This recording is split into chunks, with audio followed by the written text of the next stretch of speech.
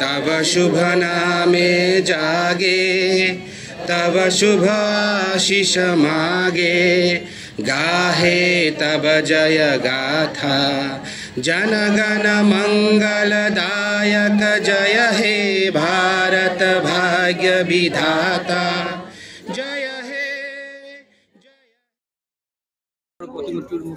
আজি গুৱাহাটী মহানগৰ উন্নয়ন কৰ্তৃপক্ষৰ দ্বাৰা অটল উদ্যানত অটল বিহাৰী বাজপেয়ী ডাঙৰীয়া ভাৰত ৰত্ন অটল বিহাৰী বাজপেয়ী ডাঙৰীয়াৰ এটা আবক্ষ প্ৰতিমূৰ্তি নিৰ্মাণ কৰা হৈছিল। প্ৰতিমূৰ্তিটো আমি সকলোৱে একেলগে আজি তাক উদ্বোধন কৰোঁ।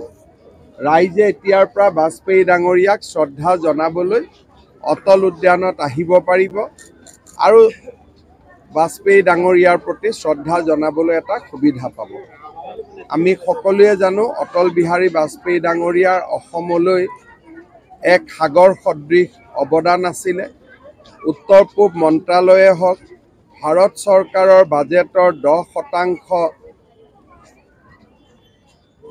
বাধ্যতামূলকভাৱে উত্তৰ পূৰ্বত ব্যয় কৰাকে হওক, কাৰ্গিলৰ বিজয়ে হওক, নিউক্লিয়াৰ এক্সপ্ল'শ্যনে হওক, আণৱিক বোমাৰ যি পৰীক্ষা তাৰ বাবেই হওক, অটল বিহাৰী বাজপেয়ী ডাঙৰীয়াৰ জীৱনকাল ভাৰতৰ ইতিহাসৰ এক গৌৰৱ উজ্জ্বল কাল আছিল।